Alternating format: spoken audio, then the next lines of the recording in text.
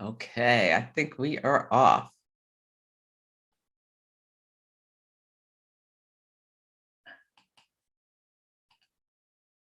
Great. Well, welcome everyone. Thank you so much for joining me. I'm excited to present this material about the astrology of love and relationships. And I got a little over adventurous, so yeah, there'll be I'll tell you more when we get to it. But anyway, yeah, so let me just start sharing my screen.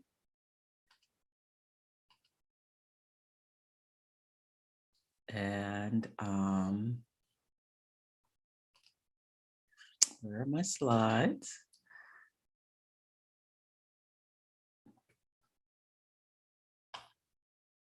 And I'll make it a little, oop. And if you wouldn't mind, Kate, could you spotlight me? And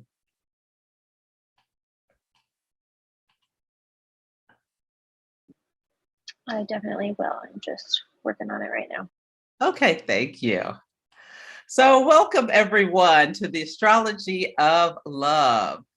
So I am your host, Celeste Brooks, and just an introduction to me for people who may be new. I'm an astrologer, coach, and intuitive, and the founder of the Moon Mastery Program, which we'll talk a little bit at the end.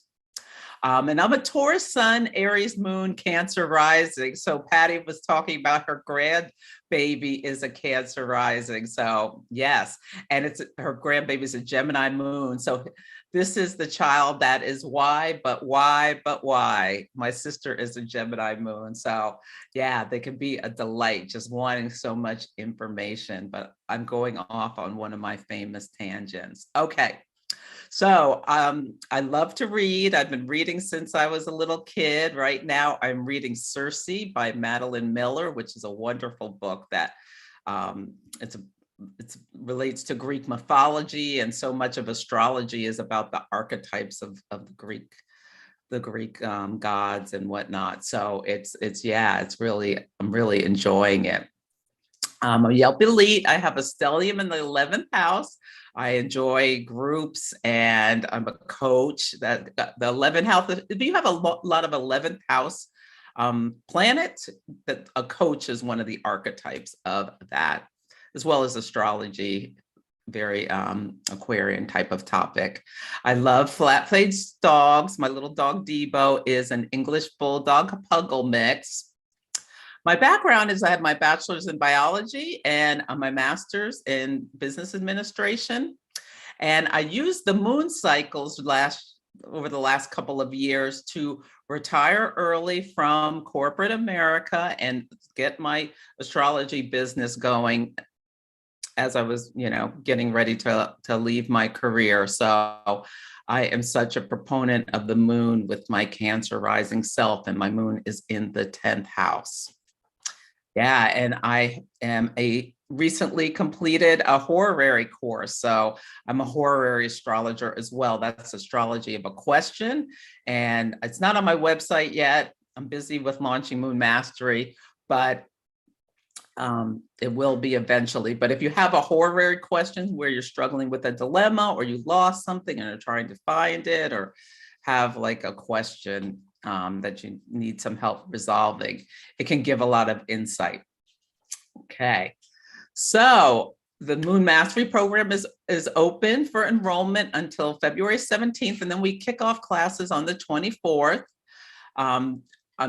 If you're on Instagram, you might want to follow me there. I do lives every Sunday and Monday, and I love talking about the astrology of current events, and what we're seeing in the news, and people who are well known, and talking about the astrological significance there. As well as on Mondays, I do what's called the Astro and the Oracle program, where I talk about the astrology and pull cards for each of the 12 signs to give you a sun, moon, rising reading for the week. I do readings, events, coaching programs, and teaching my classes. I love this quote by this Dr. Mirda. I'm not sure exactly how to say that, but the moon is a reflection of your heart and moonlight is the twinkle of your love. I just think that is so beautiful. And the moon doesn't have any light of her own. She reflects the sun's light back towards us. So yeah, I think this is such a beautiful quote.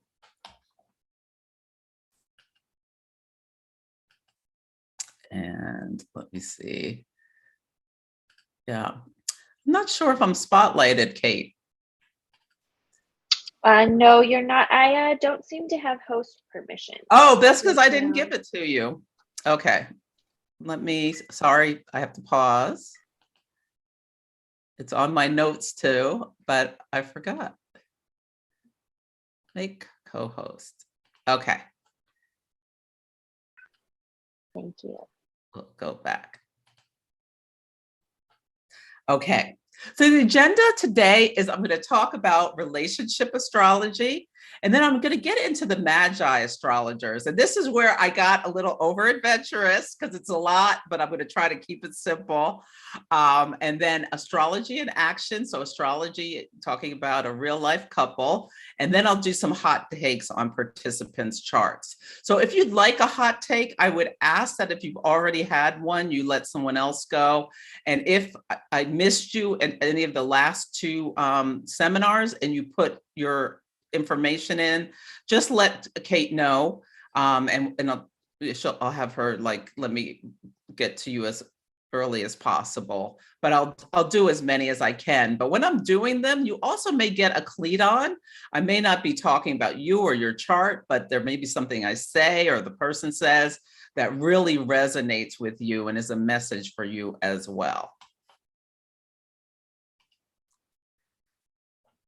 So when we're looking at relationship astrology, the astrology between two people, we can look at our own natal charts. Our whole life story is in our natal chart and the transits we're having and the progressions we're having and things like that. So our whole chart, our whole life, our whole love story and love stories is in our own chart. Now, synastry is when we overlay two people's charts. So one will be in the inside and one will be in the outside. And this, we're talking about the interplay or the dance between these two people. And it illuminates the strengths and the potential difficulties. And with synastry, we're looking at close connections between the planets of one and the other. I like to have it 3 degrees or less.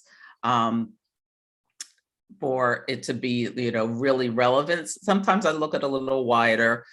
We can also look at where someone's planets, especially planets related to love, what house they fall into, the other person. That also says a lot about their relationship. So it's a great idea to get a synastry reading. It can help you understand some things about you and your partner. And I forgot to say at the beginning, I love reading the comments at the end, so you can put questions in the comments.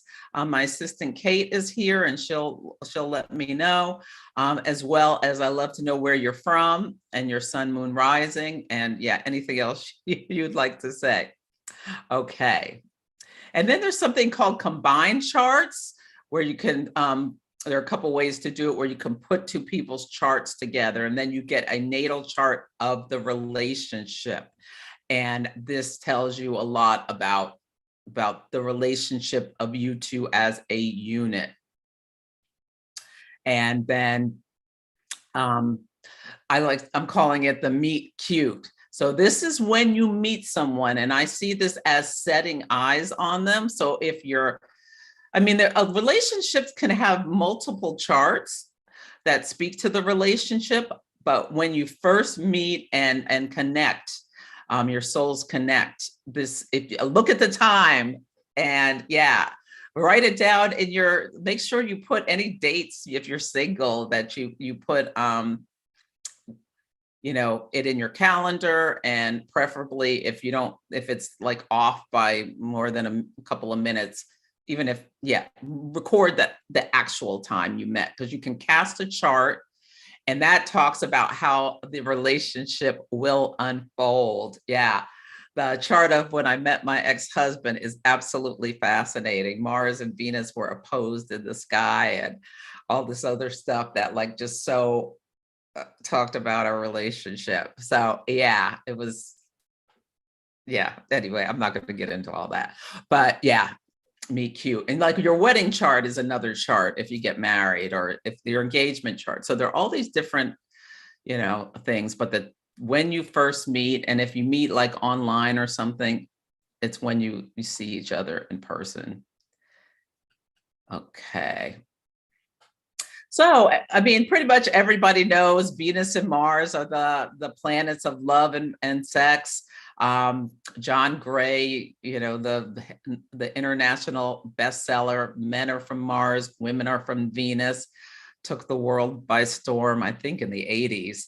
But yeah, Mars and Venus are not enough for a long-term relationship. This is the connection where, you've Venus, all that flirty energy, the come hither, come to me kind of energy. Venus moistens, Venus connects. Venus is a yin planet that draws people in.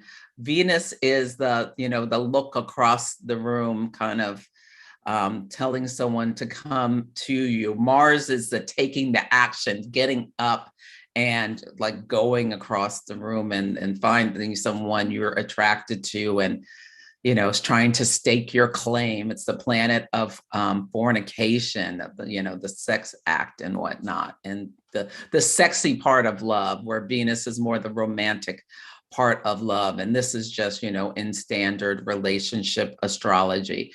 But sometimes people get into trouble when they try to make a Venus-Mars relationship that doesn't have anything else to it, trying to take that in the long haul, especially if there are other difficult things in the chart between each other. So it's lovely to have Venus in one chart, either conjunct, trine, sextile, the Venus and Mars in the other chart. It can be really exciting when they're in a square or an opposition, or what's called a quincunx, which is a 150-degree angle. That can be really exciting, but in the long run, oppositions and squares are tension, and can cause friction in the long run. Sometimes that people can come into problems because their needs can conflict. But if you have other things in your chart, you can make it work just fine. But it's just, this is not enough, is the point, for a long-term relationship. There's got to be something else. And I think the moon, and I teach the moon mastery, I think the moon is so important. It's our subconscious, it's our needs, it's security. So how can we feel safe in relationship? And if you can't feel safe in your relationship, there's like an underlying problem that is really hard to move past, or if you can't feel secure. Yeah. And, when we're around people a lot, our instinctual behavior comes up. Our subconscious triggers can come up. So we need to be with someone who can be supportive of, us as we really are. And sometimes we are not even aware of as we really are. It's also about how we bond. And we've learned this from childhood, and we take it into our love relationships. And it really speaks to how we want to be nurtured, how we nurture the other person. It's how we magnetize towards ourselves and how we're receptive to other people's behavior. It's so, so important. And the more you can make this unconscious conscious, the better your life is, the happier you'll be, the better and more present you'll be in your relationships, the more clarity and self-awareness you'll have for yourself, and the more forgiveness and kindness you'll have for yourself and compassion for others. Yeah. So in terms of long-term love, having nice sun, moon, and Mercury contacts. Now, this is my Astrology by Celeste philosophy. It's well known that sun, moon contacts are really nice in relationship because the sun is like the essence of who you are. And you want it to be in a harmonious relationship with the other person's planets. And especially when sun, moon are in harmonious relationships, it's really, really nice. Yeah, it can be a really positive sign for a good marriage when they're like conjunct, when they're conjunct in the same sign. It's the sun can be inspire the moon, and the moon can make the sun feel really secure and safe and held and connected. Yeah. And it's even better when you have some other planets like, well, I'll get to that in the next slide, interacting with the sun and the moon. Also, if they're in trine or sextile, it's really nice. If they're square, you can learn things from each other. And opposition, that can be a little harder, but you can still, you can make anything work if you're willing to put in the effort. But when these are in harmony, it's really nice. And I think Mercury is so important in relationship. It's not about sexiness. It's not about the long-term stick-to-itness. It's about your communication.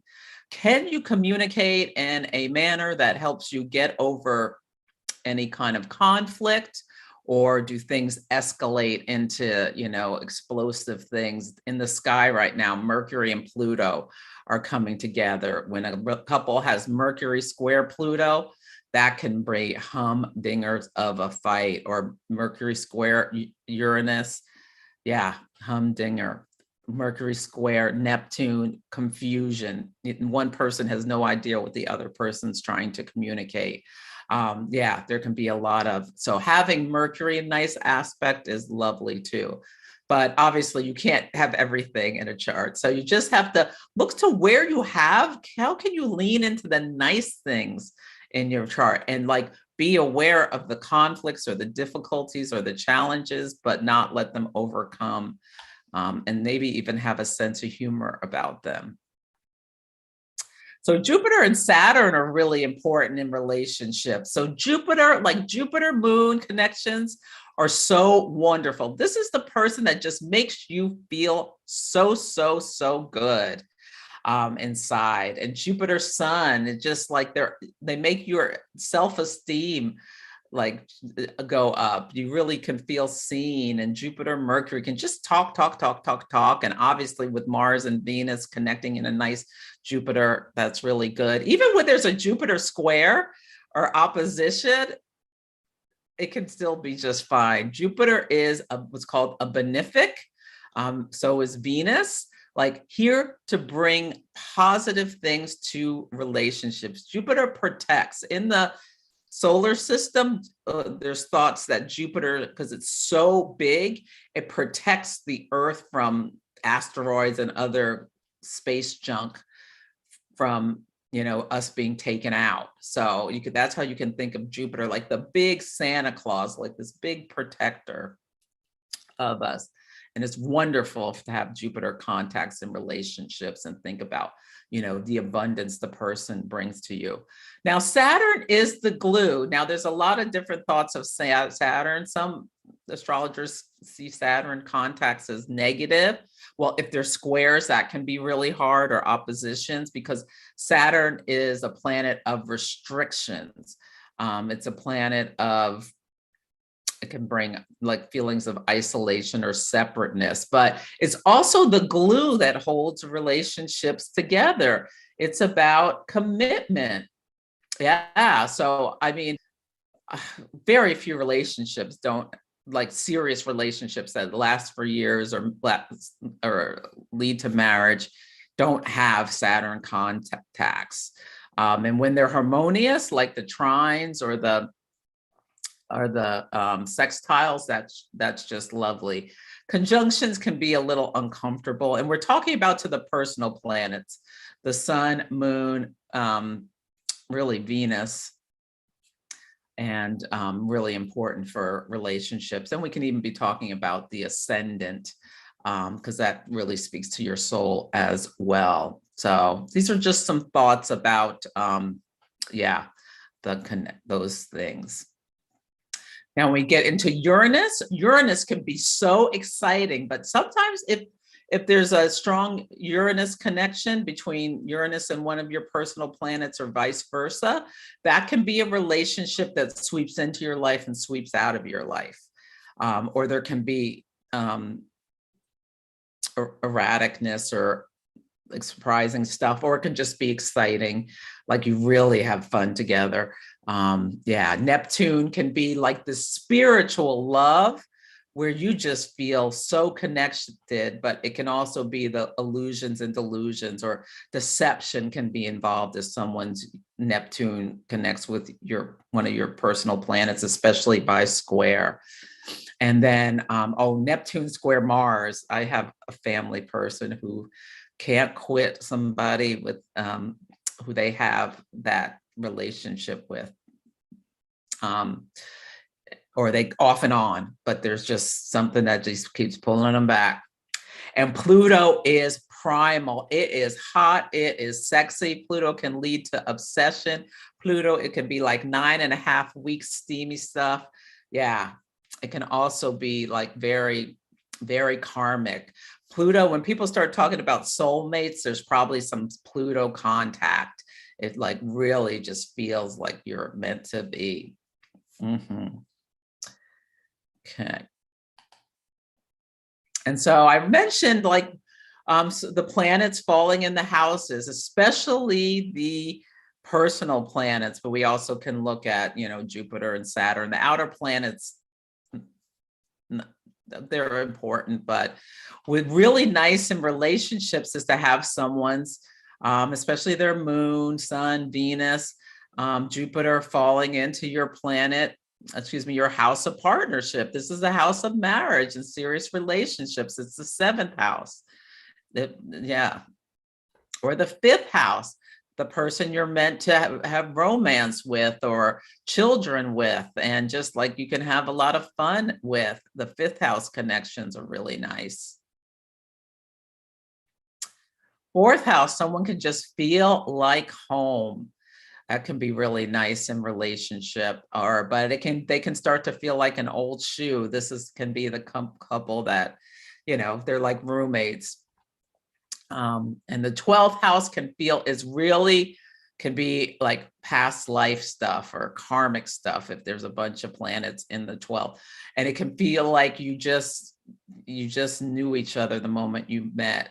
And there's like some karmic nature to the 8th house as well. That can bring a lot of intensity, potentially, and an obsession or just intimacy with each other. A lot of planets in the 6th house can be a little bit uncomfortable at times because there's like one person feels like they're of service to the other. In the 1st, it can feel nice, but then sometimes it can be like arm candy, like someone likes having the other person on their arm or feel like they look good together rather than a real deep thing, unless it's really close to the ascendant, which can bring more of this soul connection. Friends in the 11th, working together, being out in the world is good in the 10th. And you may like to travel and like really expand from the other person in the 9th. Yeah, and I'm not talking about it a lot tonight, but the North Node or the South Node, these are karmic connections. When someone comes in on your North Node, like they are here to help you on your path in this life, whether the relationship lasts or not. You are learning something that your soul needs to know. And on the South Node, they can feel real comfortable, but there can be a sense of you're repeating karma, or a little bit of self-undoing can go on depending on the planet. So let me stop. Are there any questions, Kate? No, ma'am, we're good. Okay, great. So the Magi Astrologers, so I love them. They're this secret society of astrologers, and how funny I'm talking about them the day before uh, Mercury and Pluto, which is like, yeah, exactly. This secret group of writers and astrologers. Mercury was the traditional ruler of astrology, and Pluto, secret things that are buried. And it was founded in China in the 1600s, but the American branch has published these books. They're out of print, but you can buy the Astrology Really Works on actually both of them on Amazon. But this Love and Money one is like $150 or something like that. So if you're ever out and see a copy, I'd recommend snagging it. I mean, there's a lot of stuff. It can be overwhelming. So you may just want to come get a reading with me or someone else who knows about it if you're interested in it. But I think part of the reason I like it is because I have Mercury trine Pluto in my chart. And I have a degree in biology. I love science. Yeah, so it really stimulates my brain, because what they did is they took thousands of charts and they're looking at them from a scientific perspective. So doing like statistical analysis, they looked at, all of these people. The first book, Astrology Really Work, is about success. And really well-known people, and they mapped out the things that they had in common and came up with these 12 what are called super aspects of really successful, not just people but companies. And then in the Love and Money, it's all about Chiron and how important Chiron is. So yeah, I think they're both really interesting, and I've integrated parts of them in my work. My first astrology teacher taught me about them. So the key to they call Chiron the key to your soulmate. So when you have a connection with your Chiron to someone, especially a soft connection, we'll talk about it. This could be a person you marry and to spend a lifetime with. And yeah,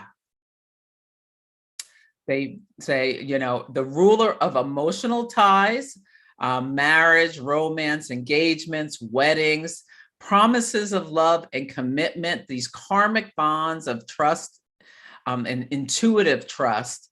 And yeah, it can be the target of romance and marital interest.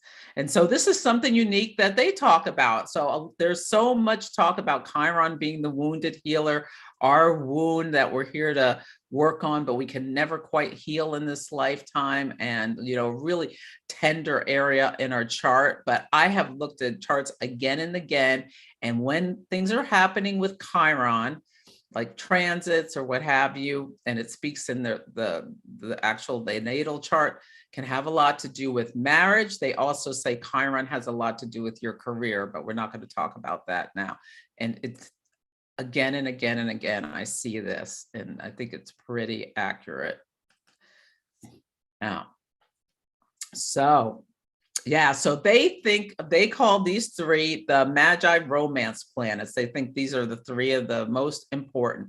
Chiron, oh, shoot, I've got Mars stuff under Venus, so ignore that. Oh, sorry about that. I was fiddling around with these slides today. But Venus is all about, relationships, connection, and also rules money.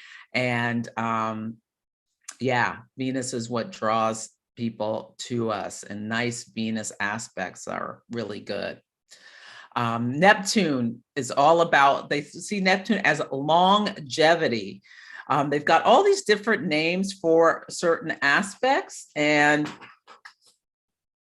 Chiron Neptune is a lifetime linkage. So when we see people who have one person's Chiron connects into the other person's Neptune, or if someone has Neptune trine Chiron and the person, it's called linkages, has an aspect that has a nice link into that, can be a lifetime relationship. And Venus Chiron, they say this can be as a magical, they call it a magical linkage when people have Venus Chiron connections. It can bring in money and social standing in the relationship, as well as intimacy, long-term intimacy. We have a couple questions, Celeste. Oh, good. Yes. One person is asking, do you practice Magi Astrology? Yes, I integrate it into my readings, and yes. And then the second But I'm not, I wouldn't question- say I'm like a total expert. I mean, no, but I've integrated some key things about it into my practice. I think it's fascinating and I see it work again and again. And then the second question is about what exactly a Chiron connection is. Does that mean that their sun sign is in the same sign that your Chiron is in? So a Chiron connection is one of your personal planets or Chiron, or this should not personal planets, one of your planets that we're talking about connects to the other person's Chiron. And it's nice, or vice versa. So it can be, I'm going to get to that on the aspects, but yeah, it's this connection to the Chiron by aspect from one person to the other. So you'll see, and we're looking at a really tight orb, 3 degrees or less for the connection. And then another question that popped up while you were explaining that was, what websites would you recommend to pull your chart? So you can go to astro.com and you can get your chart for free. There's also astro-charts.com and they're free as well. You can get a chart. I recommend investing in the Astro Gold app. It's like $40 and you can have it on your phone or iPad, or I'm not sure, you have to check whether you can use it on Android. I think time passages, I don't know enough how to use time passages, but I know some people like that. But I really like Astro Gold for a phone app, and it's worth the money because then you can pull charts on the go.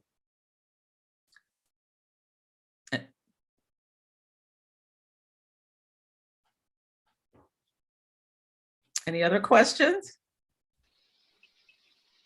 No, that's the last one. Thank you. Okay.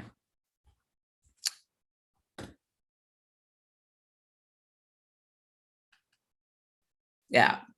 So these are the Magi aspects. So these 5 aspects, these are things that are beneficial to have in relationship to another person, especially with Chiron connecting to another person's, any of their planets. They don't like Saturn. So they, Saturn's the big baddie of Magi astrology. And this is based on the research that they did. But yeah, and they have a ranking for how important each planet is in Sinistry, and I'll just tell you what it is if I can find it really quickly.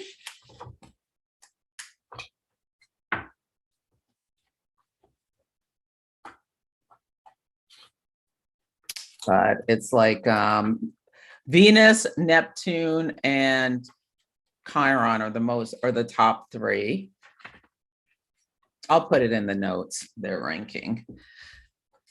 Now, the sun and moon are 5 and 6. I obviously think the moon is more important. And one of the reasons I think it's not as high on what they're doing is because a lot of the charts they're working with, they don't even use the moon or the ascendant, because they're working with people who they don't know their birth times, just their birth dates. So there's not a ton of data for the moon in with them, or maybe there's some other reasons for that, but they don't rate the sun and moon as high. But yeah. So the conjunction, this is when two planets are in the same sign within 3 degrees. A trine is a soft angle of 120 degrees apart. So they're in signs of the same element. So earth, water, air, or fire.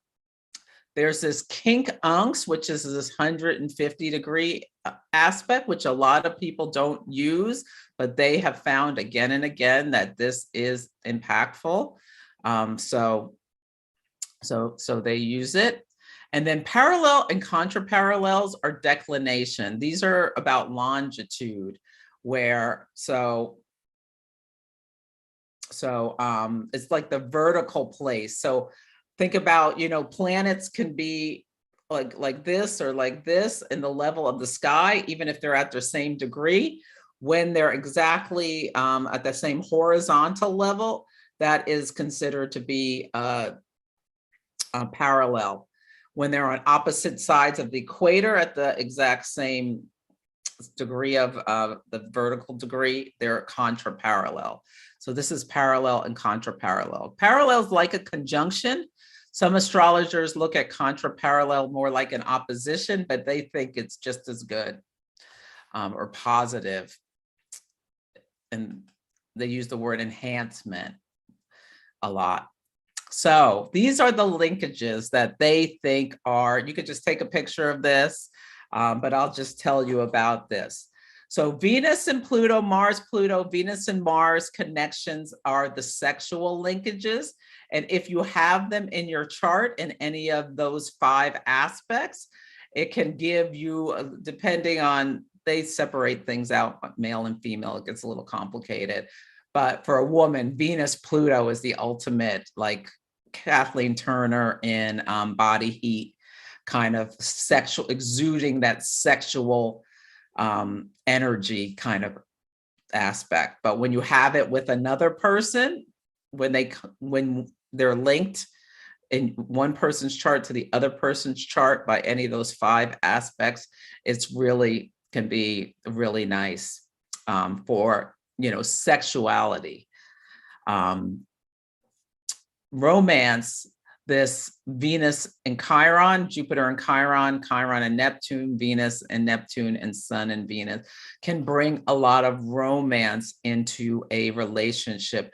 As I said, Chiron and Neptune is that long-term relationship. Now, it may not be as romantic long-term, but it can be a relationship that really, really lasts. Venus and Chiron, the ultimate for intimacy between two people, they feel. Sun and Venus is, they call the Cupid linkage.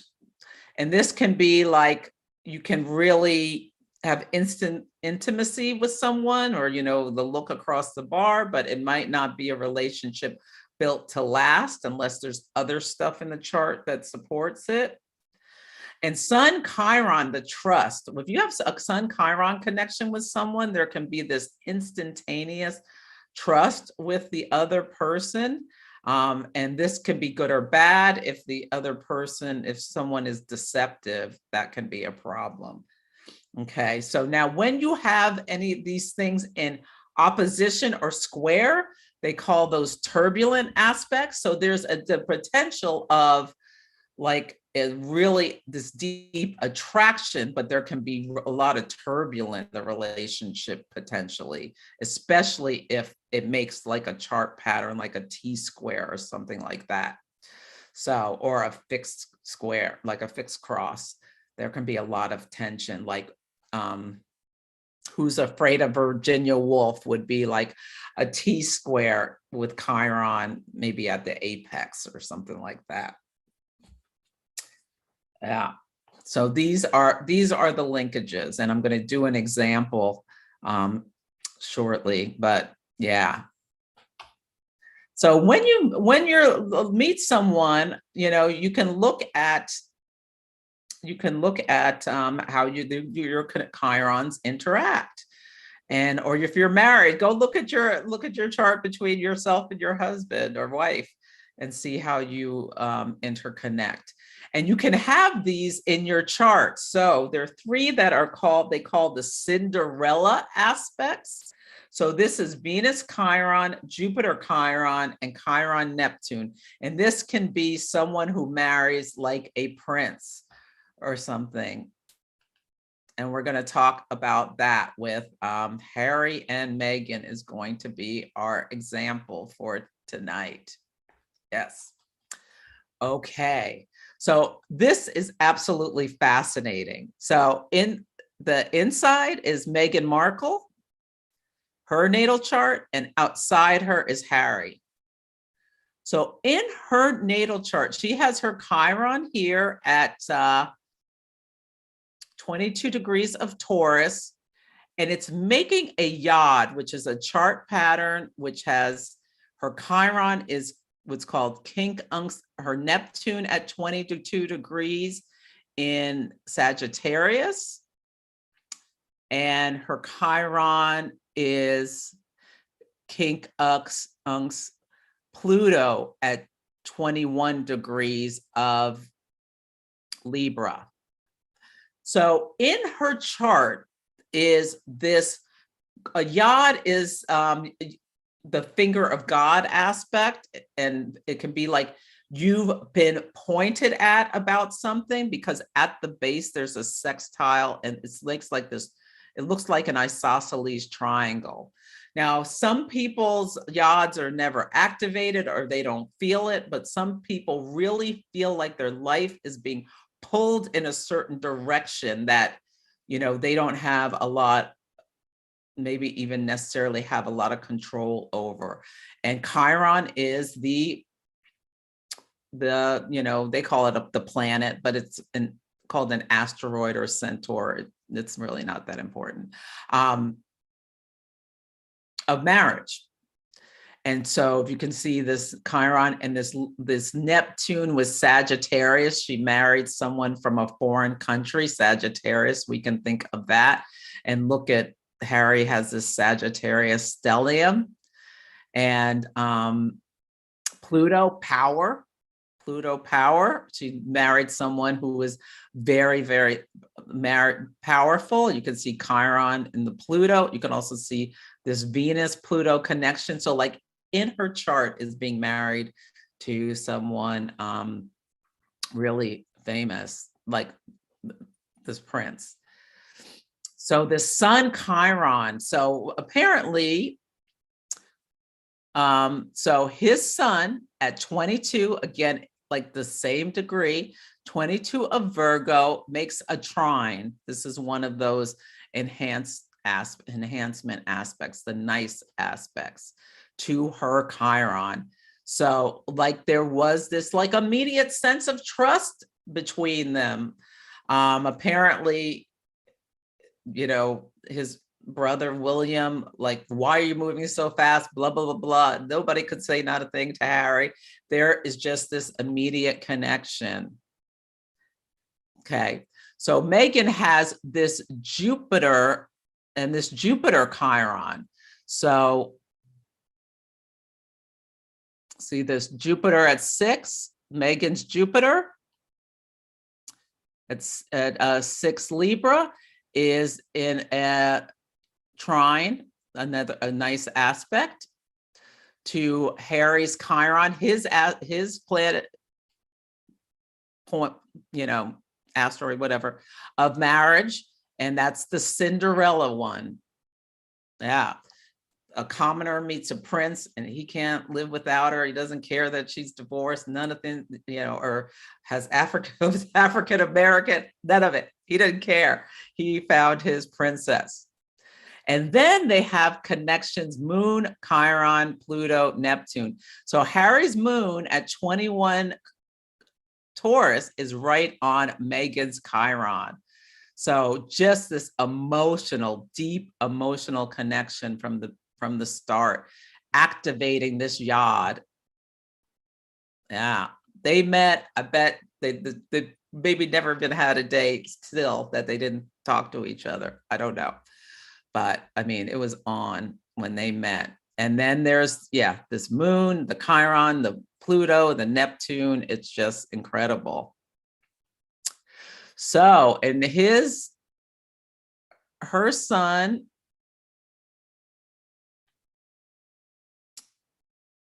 and his Uranus are in a trine. And that's an aspect. This is one of the super aspects of fame. So he came in with this Uranus and made her sun in the first house, her, like, herself, who she is, her identity, her essence, her ego. Like, she became famous immediately when they started dating. I mean, she was an actress. I'd never heard of her before this.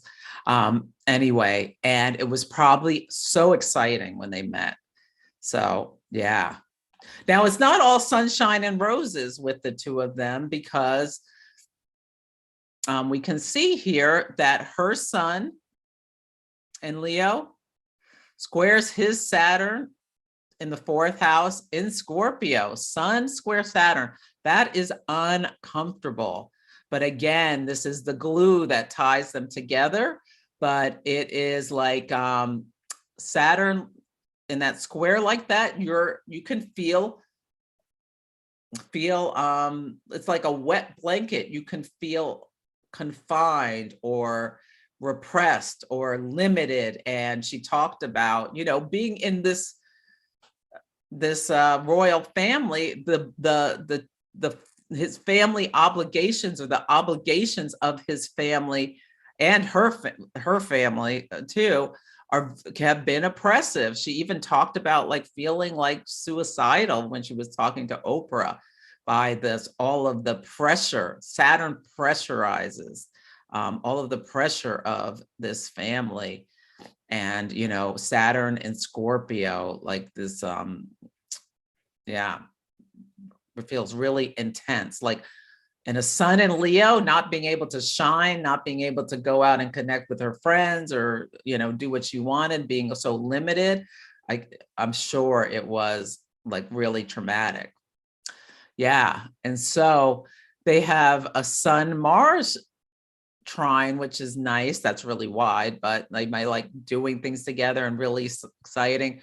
But they have her Venus is in Virgo square his Mars in Sagittarius. So that's very exciting when you first get together sexually and all that kind of stuff. But over time, there can be like, some feelings of limitation with that, or, him wanting more freedom, or like doing Sagittarius stuff with just saying whatever, and her maybe being, like really wanting to like have this Venus and Virgo image. Apparently the press and what they were saying about her, Venus can be about self-esteem, really took a toll on her. Yeah. And as well, his Pluto, which Pluto is like a karmic planet at 0 Scorpio, squares her nodes, her north node and her south node. And her Pluto squares south node. Like, are they meeting again in this lifetime? I don't know. But this is like some deeply karmic stuff like that they are working on, about power sharing, about, intensity, about obsession, all sorts of stuff. So yeah, this is a really interesting chart, really interesting synastry, really like meant to be. And people can say whatever they want. They are probably going to, be inseparable forever, I would imagine. It depends. They've got these Sun square Saturn is hard. Yeah, but they were definitely meant to marry, meant to have children together. Yeah. Are there any questions about this? There was one about whether you think they'll stay together forever. I apologize, I have a mouthful of food. But you did answer it. Other than that, there hasn't been one. Yeah. Oh, I'm sorry, I lied. Going back to when you were talking about, I believe the aspects, and Ashley, you can correct me if I'm wrong. Ashley asked if all of them were true when you're looking at a combined chart. That's so interesting. You know what? I don't think they talk about combined charts in Magi astrology. So I can't answer that question. Yeah. And will they stay together? It'll be interesting to see what happens when Uranus gets to 20, 21, 22 of Taurus. It's in Taurus now, because that could be a problem where one or both of them wants to break free. So it'll be interesting to see if they can get past that. They'll probably be pretty good. Yeah, but there are other things, there's always something, but I don't know. It's if I had to make a bet, I would just say they'll probably make it. We'll see. There's just such close connections, especially with the sun Chiron. Oh my God, the sun, moon, Chiron, that's like really strong bond. Any other questions? Nope, that was all of them. So another thing that can happen is you can have these Magi aspects, even if you don't have them in your chart, by transit. And it could be, I have a friend who likes to gamble, and she's like I think her Jupiter, she had Jupiter in the sky, I think, on her Chiron, and she won like some big jackpot. So yeah, you can have Magi aspects by transit, which bring in unexpected good things or fortune. You can make them with other people, and you can have them yourself in your own chart. Princess Di had the Cinderella aspect, and so did Carolyn Bessette, who married what do you call it, JFK Jr. So yeah, it's really interesting. And Grace Kelly may have had it too. Okay, so let's talk a little bit about moon mastery, and then we will get to hot takes on participants' charts. So make sure you let Kate know, especially I want to do people who haven't had a reading first, and people, if you came last time and put your information in, I couldn't get to you, I'd like to do some of those first. Okay, so Moon Mastery is my course, and it's open for enrollment until the 17th. It's a tool for self-discovery and manifesting with more ease. And it's 6 interactive classes taught live on Zoom. This time I'm teaching on Thursday evenings at 5 p.m. Pacific time, 8 p.m. Eastern time. You'll learn some of the basics of astrology, but it's really focused on the moon.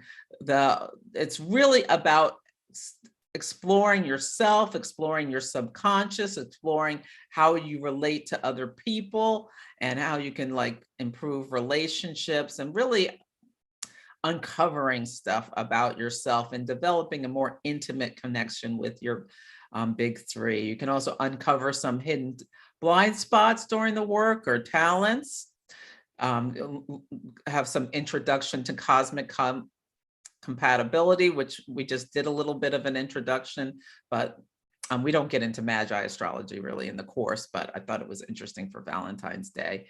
But we can talk about it. You never know what we'll talk about in class, because people will use their birth charts as example, and we'll talk about things. There's a VIP community already in the portal, so it's not Facebook. So, there's this private portal where all the videos will be privately, and any comments people want to make, as well as during classes, they'll be interactive. And we'll talk about astrology in action, and really a deep dive in the moon and her phases. I like my Taurus sun wants things to be practical. So learning and getting a framework for how you set intentions, move them forward, and keep yourself accountable, how you keep the goals smart, so specific, measurable, actionable, realistic, and time bound. Yeah, and you get an action plan. You'll create an action plan for 6 months. So yeah, this is what we do in Moon Mastery.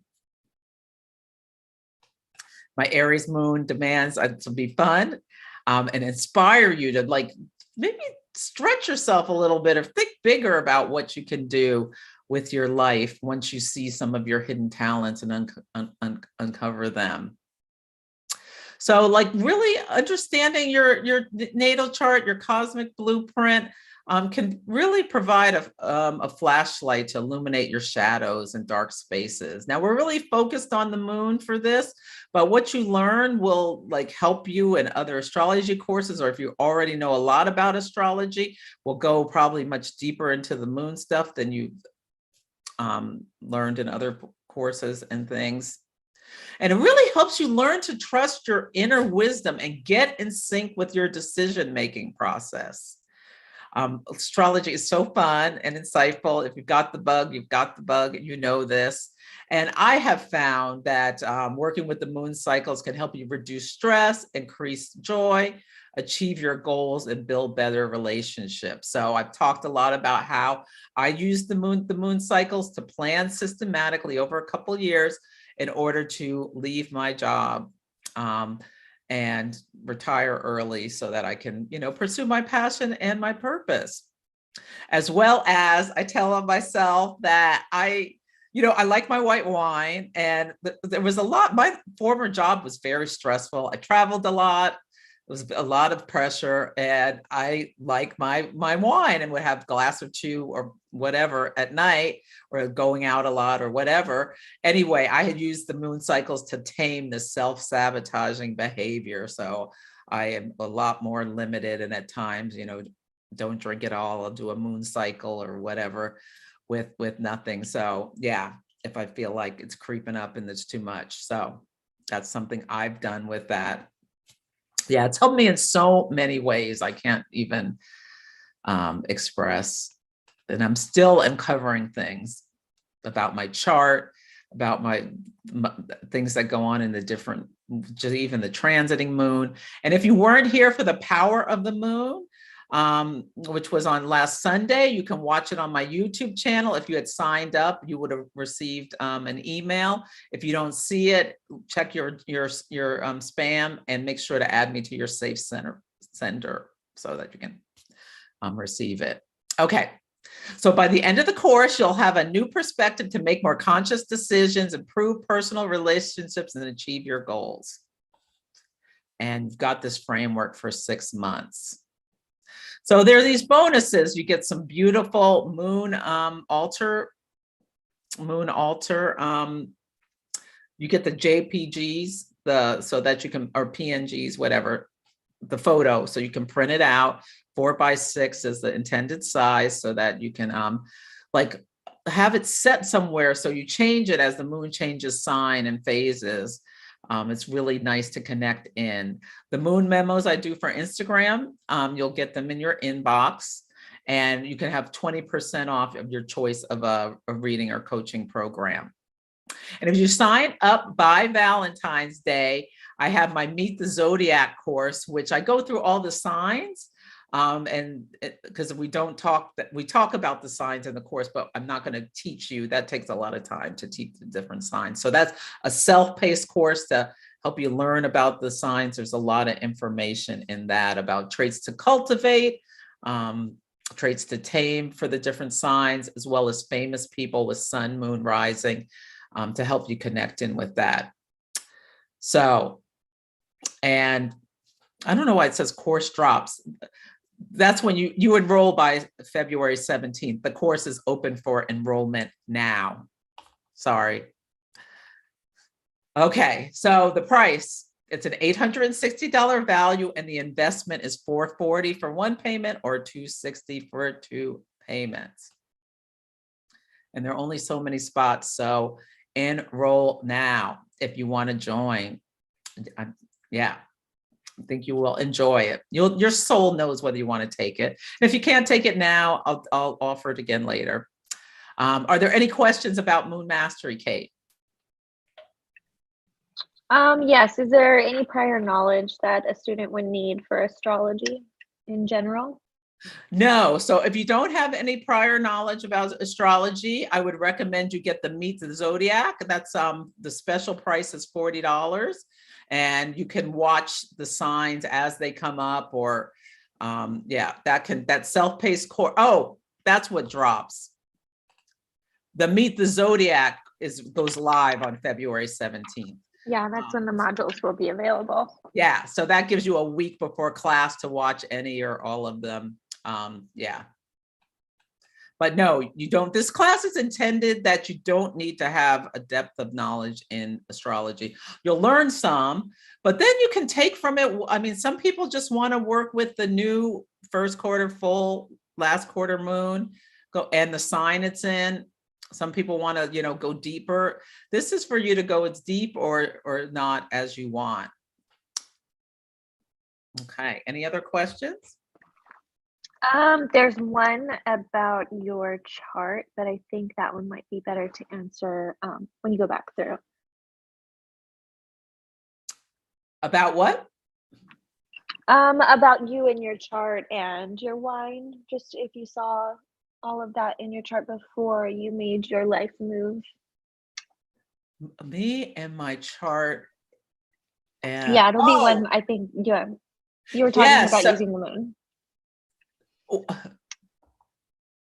well, I'm a Cancer rising, so the moon rules my whole chart, and I have my moon in the 10th house. So emotionally, I need to connect into what I'm doing. And yeah, when my progressed moon went in, my progressed sun changed into the sign of Cancer is when I started, like, my soul started growing a new business. So yeah, really interesting. Looking at my chart, yeah, everything. You can see the timing of everything that's happened in my chart. Yes.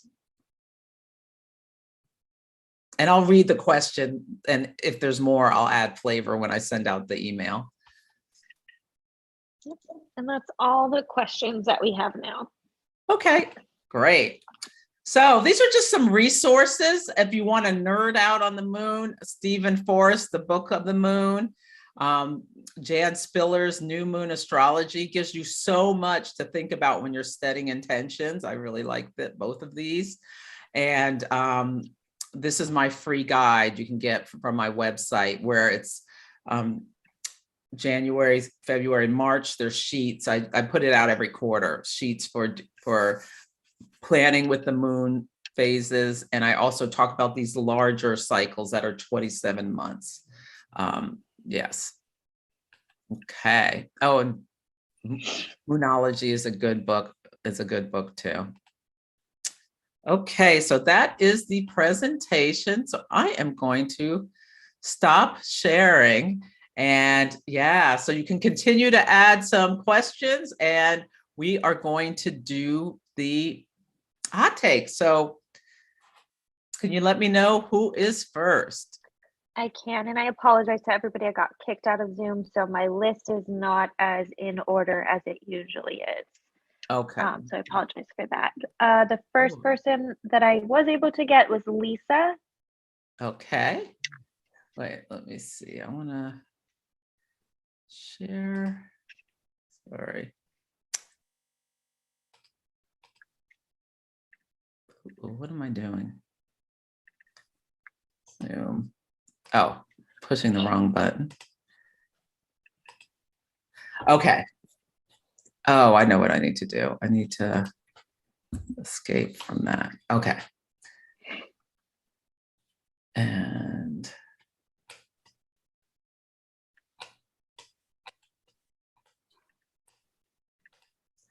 okay, I have two screens, so bear with me. Okay, Lisa, and Yep, Lisa's birthday is August 19th, 1980. 3 p.m. And that was in Toronto, Ontario, Canada. It looks like the date may have been auto-corrected. Yes, the date is wrong. October August 1st BC. October 19th, 1980. August 19th, yep, 1980. Okay, apologies. Let's do, and we're doing, I use the Placidus house system. Okay. Let me pull this over. Okay, Lisa, can you come off mute? Good evening. Good evening. How are you? I'm very well, thank you. It's nice to meet you. Nice to meet you too. Do you have any specific questions or just want my hot take on your chart? Well, I generally feel a little bit stagnant. I've been in the same position for 16 or 17 years. Mm-hmm. And I feel like every time I try to find something else, it's not really so much working. But I'm always busy. Like I have these little odd jobs and stuff that I do on the side, but I'd really like to have something full-time so I can pull back on some of those odd stuff. But anything else that you'd like to share with me, I'm open to. How interesting. Well, you have a yod to your Chiron too.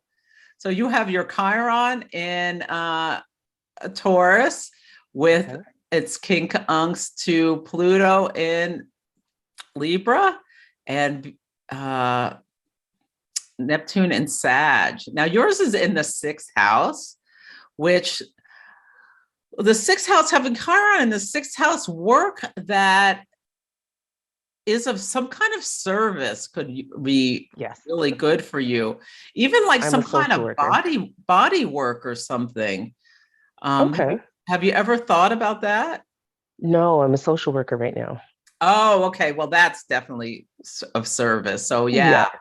Totally. I see that. But does it not, is this something you're not really enjoying or? It's just really emotionally exhausting. It's been a long time of ingesting. I work with victims of crime. So it's been a long time of ingesting other people's trauma. Okay. Yeah. So you feel like you could use a break from that. So you have Jupiter in a trine with Chiron. So this could bring you some, that's a Virgo. Yeah, some other way. Maybe think about things you like, maybe explore some things around like, I don't know, herbal healing, or like maybe think outside the box of some things that you may want to get interested in that could, like, I could see like Reiki or massage or physical therapy or something like that. Something you may just want to consider. Thank you. For a career. Also, like things where you're sharing information with people. You have your sun in the 9th house of higher learning and exploring different ideas and philosophies and things, even broadcasting. Have you ever thought of like starting a podcast or anything, or in some way? I've been told that I should. Yeah, you've got a beautiful voice. Thank you. Yeah, think about that, because that could bring you a lot of that could like expand your reach, and you may find that like people really take to you. Having Jupiter in the 9th, that you may have some success there. It trines your Chiron, which is can bring you some be well known for something. Yeah. And the last couple of years, you've probably been really going through it. The eclipses were in Sagittarius and Gemini, and you were burning off old stories about yourself, and maybe it's a letting go of some things. You feel like you went under some kind of metamorphosis over the last year and a half in any way? Absolutely. Yeah. Yeah, yeah, the South Node in your first house, releasing things. It was a call to release things. Yes. And you may still be feeling this emptying out as it moves through your 12th house, but the North Node is in your first house, and there can be, sixth house of daily work or things you do for money. You may be bringing in some new things. So I think now is a good time to like start thinking about things like that, like we just talked about. Let me see anything else. But maybe even like you could just start even small, like an Instagram page or something, or a TikTok where you just start sharing stuff. Okay. Yeah. All right. I Yeah. started making some essential oil hair serums, and that's doing pretty well so far. Oh my God, that's the Chiron and Taurus. Yeah. With and I was considering a Reiki class, so that was interesting that you mentioned that. Yeah, that's the Jupiter in Virgo, the hair. Yeah. Wait, where's your Venus? I didn't even look at Venus. Oh, Venus in Cancer. Helping people take care of themselves. Yes. Yeah, I like that. Okay. Yeah. Now, are you in a relationship? Not particularly. Are you like, I'm not interested in a relationship, or do you? No, I'd love to have one. I have somebody that I'm interested in, but we're not really on the same kind of wavelength in that way. Mm-hmm. Yeah. Wow. Let me see what's going on. Your progressed moon is in the 7th house. So emotionally, this could be a time when you're ready for something to be coming in. And sometimes when there is, oh shoot, what did I do?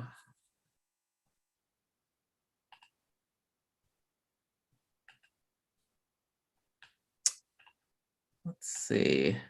You're going to be having the North Node going through. It's here in Taurus right now. It's not for a while, but let me do months.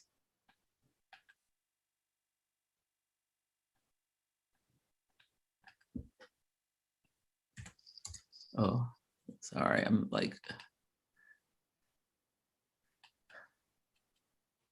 okay. And around September, it's going to be in your 5th house. And this, write down September 10th.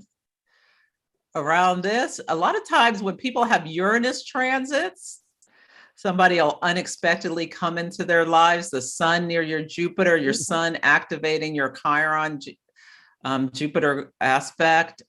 You may have someone pop in around this time. That just jumps right out at me. Or it could just be in like eclipse season or something like that, because you're going to have eclipses over the next year and a half in your 5th house. And it'll go from your 12th to your 11th. So yeah, you may have something come in. I really want you to think about what do you want to call in a relationship? Like not settling, thinking about what you've done in the past. You are like, you have a potential to call in your own like Harry without the drama. So how do you want to do that? Okay. Yeah. Think about that. Jupiter's trying Uranus, just like dream big. All right. No limitations. Thank you so much. I appreciate it. You're welcome. Okay. Who's next, Kate? Next up, we have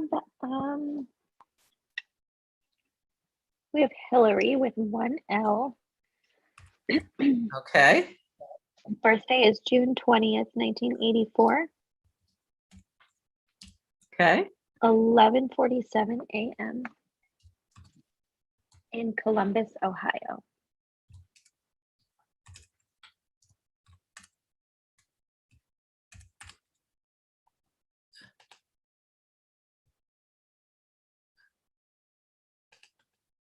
Okay. Can you come off mute, Hillary?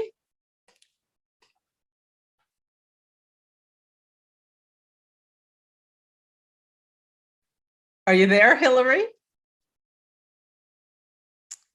Uh-oh, maybe. You know what? I don't see their name on the list of attendees. Maybe they had to drop out. Okay. Okay. Moving along, we have Mary. Birth date is January 23rd, 1983. Okay. 9:10 a.m. in Chicago, Illinois.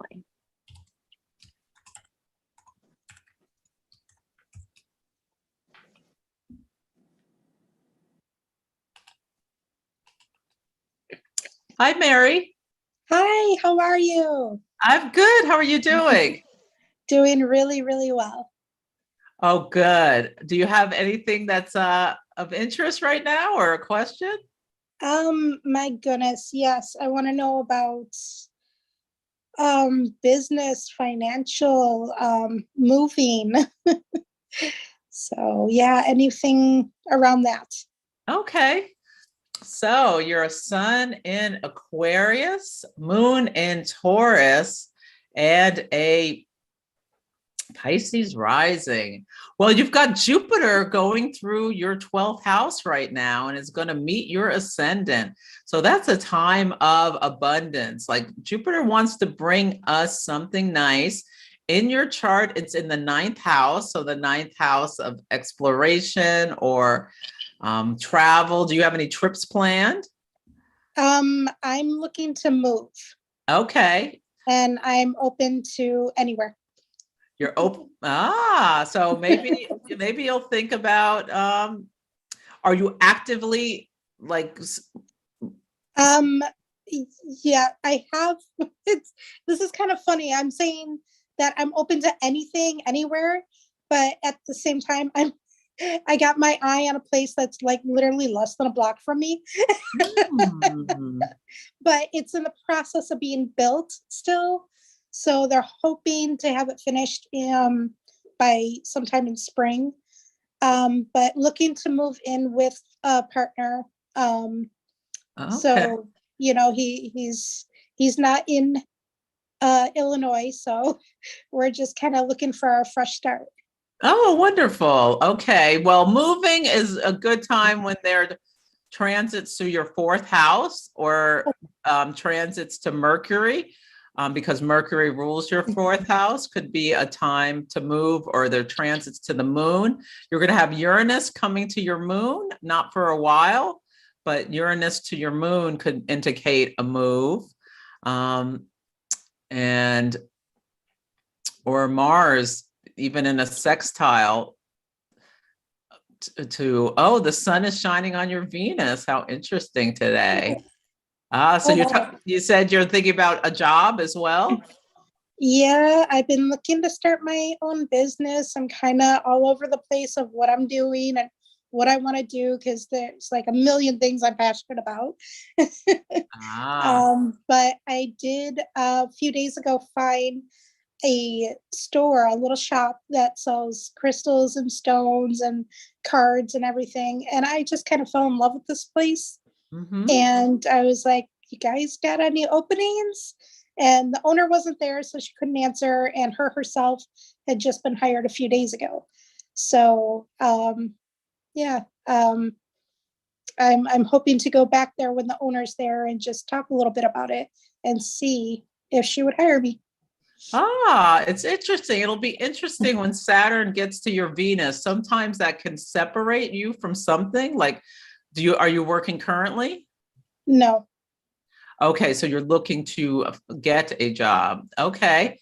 Yeah, that could seal the deal, like a commitment for money, Venus.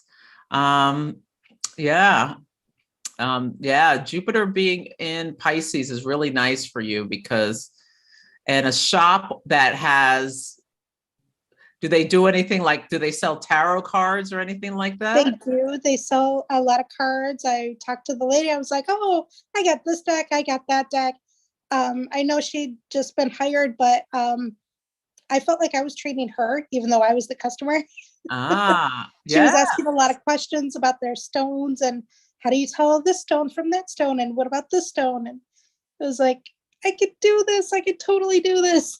Okay, well, Jupiter in the sky is in a trine with your north node.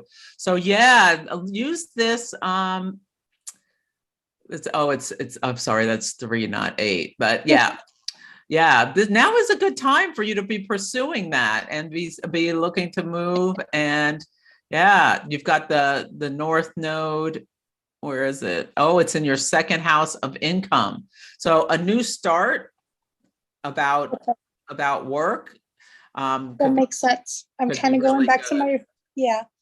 new start. That's, because when I was younger, this is what I did. I used to do readings for people. I worked at a little metaphysical shop. And then I got out of that to go to psychology, got a master's in psychology, but now returning to spirituality and wanting to do more work with that. Okay, well, wonderful. Yeah, I know. I think this is great for you. The eclipses, and who knows what will rush into your life in around April or even a little bit before, or in like the November, October timeframe when we're in eclipse season, around your finances and things and intimacy. Yeah. Okay. So yeah, Okay. it's good. Yeah. Great. Well, good luck, Mary.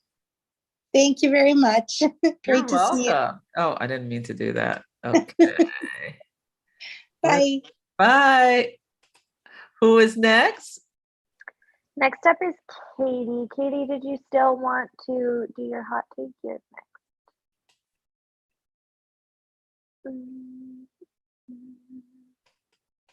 Let me make sure, see if they're here or not. Nope. Okay, moving along. Natalie. Are Okay. you here, Natalie?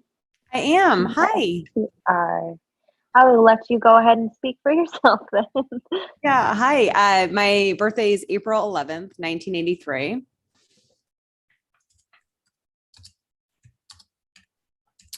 Okay. Oh, 3:52 p.m. wait, what did I do wrong? Oh, AOR. Okay. 1983, 3:52 p.m. in Wheeling, West Virginia. Did I spell that right? West Virginia, Wheeling, West Virginia. Oh, West. Yeah, WV. WV. Okay. Okay. Great. Well, how are you today, Natalie? We're fellow Aries moon sisters, and I'm definitely going to be taking your moon course. So we'll be diving in together. Oh, wonderful. I love it. I love it. I love your Gemini midheaven too. So yes, Sun Aries, Moon Aries, and a Gemini midheaven and a Virgo rising. All right. Yeah, that's and that Chiron right next to my Venus, right? Yeah, that's nice. So that is a goal. That's a nice, like, that's the Cinderella aspect. Yeah, I love it. And look at, you have a yod too. You have that same, like, well, yours is to your Venus.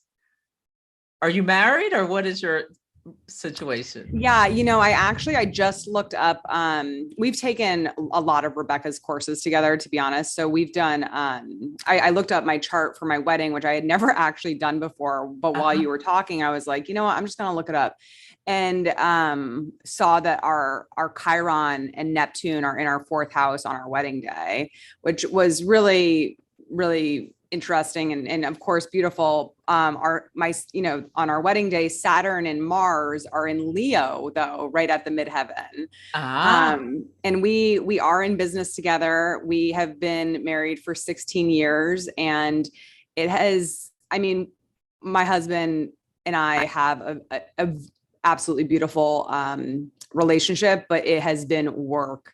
It has been real. We have faced every peak and valley that you can kind of experience with health, hospitalizations, death, you name it, there's just been a lot. So my, just kind of wanting to hop on and take this opportunity. Children have not always been easy for us. And, we have a beautiful North Star who is literally just gold to us. It took a while to bring him here, but he is 4 and perfect and awesome. And I've kind of recently made a decision that like, I'm good committing my life to this child. But gosh, I just feel like this little hovering soul that like wants to come in. And I'm like, about another, what do you need to know about another child? Is that the question? Mm-hmm. Okay, let me do this now. Natalie. Getting pregnant, would that be the question? No, because I don't really necessarily like, I know that I'm actively trying to not get pregnant this year. So it's more of just in the future, like, you know, I don't, obviously, you know, you don't see anything in that 5th house, right? Mm-hmm. It's more of just if there is anything from a aspect, for some reason, I feel like it might come in my 40s. Okay. I'm going to pull a horary and I'll look at it later and then I'll email you. I emailed you earlier, right, today? I think so. I haven't gotten to my emails today, but Okay. I think I did see something come in. Okay. Yeah. Okay. So I will email you about that. Okay. But let me look at this about kids. So yeah, so Saturn rules your 5th house. So did you have difficulty getting? Yeah, I've just had several miscarriages. So with that Pluto that has been there too. Like it's just been, but what's beautiful is that it's actually been really healing to a lot of early life trauma that I had in sexual relationships that I had actually like suppressed. That in a way it was a beautiful cleansing, if you will. Mm-hmm. Now I will say the 8th house, Uranus going through the 8th house, you could have an unexpected pregnancy. Mm-hmm. Yeah, it's out of the 8th house. I'm sorry. It's not going to be going in there. But in Aries season, when Jupiter gets into the 8th house, you could have it won't get into there till next year. Mm-hmm. But it's possible there could be there's some people who feel conception happens in the 8th house. Yep. Yeah, or when things going in through the 4th. So you've had your south node, the south node in the sky is done through your letting go of things in the 4th house. Yeah, you're ready for feel like new starts like out in the world. So maybe. Yeah. And so that's where the pull is. Like I am finally finding my voice. I feel like I'm finally being recognized. I feel like my career is really in a great space. And so there's that pull of like me really being ready to like move forward, you know, with my meanness in a way, and to be able to be the mom that I want to be and be able to be the wife and all of the roles that we are asked to play. Mm-hmm. And I don't like having one foot in and one foot out. So yeah, I think that. Yeah. Yeah. Is your husband okay with just one kid? Yeah, it took him a while, and he would like, if I changed my mind, he would be like, great, let's do it. You know, like he's kind of like that, but he's more, he's always wanted multiple children. So I think that will always be part of his like heart chord, but he is very much understanding why we've made the decision. Well, you're really feeling like your progressed moon is just about, it's almost in your 1st house, and we can feel it pulling us forward like a couple of months even before it actually gets into the house. So yeah, you're like, there's a focus on yourself maybe right now, like you said, with your career. I think it's so interesting that the moon is at 19 degrees of Gemini right now. We had last June 10th, there was a eclipse at 19 Gemini in your 10th house of career. So like this is a time of growth for you and new starts, and something may pop out even new in March when there's a first quarter moon at 19 Gemini, about approximately, that emerges something even more new. So it really feels to me like there's stuff about your career. The North Node is on your progressed Chiron, and Chiron can also be about your career, and it's moving towards your progressed Chiron your natal Chiron in your 9th house of like, you're in a time of expansion and growth. So yeah, if that's what you're feeling called upon, like the sun being in your 6th house, it just feels like you don't want to take on more burdens. Does that make sense? Oh yeah. Yeah, like you want to, and when Saturn goes to your 6th house, that can be a challenging time. So it might, be better later. Yeah. Yeah. So no, I think if let me pull you one card about just one card. Like, what do you need to know? Sorry, I just realized my video is not on. I'm so sorry. This is me. That's okay. Oh, let me see if I could. I just have my, you know what? I think I'm spotlighted, so I don't. Oh. But let me stop sharing so I can see you for a minute. Oh, hi, Natalie. Good to see you again. Wow. Well, I don't know if we ever, but good to connect again. Okay, let me just pull a card. What do you need to know? Okay. Oh, this is so helpful. Fork in the road. There's something you need to make a decision about. I love it. It's so divine. I love it. It's so good. And let's do your next best action. The milk and honey card in protection. So this is abundance card. Yes. So this is about abundance. And when it's in protection, think about self-care for yourself. How can you take care of yourself in order to, you'll know when you're ready to grow. Yes. Okay. But I'll look at that horary and share my thoughts probably in a couple of days. Okay. Thank you. You're welcome. Okay. Who's next? My pleasure. Next up, we have Gabby, Gabby. Oh, is that Gabby Judd? Or a different Gabby? Come off mute. It's definitely Judd. Hi. So nice to hear you. Yeah, chat again. Good. What's the details? 3rd of March, 67. 9 a.m. in the morning.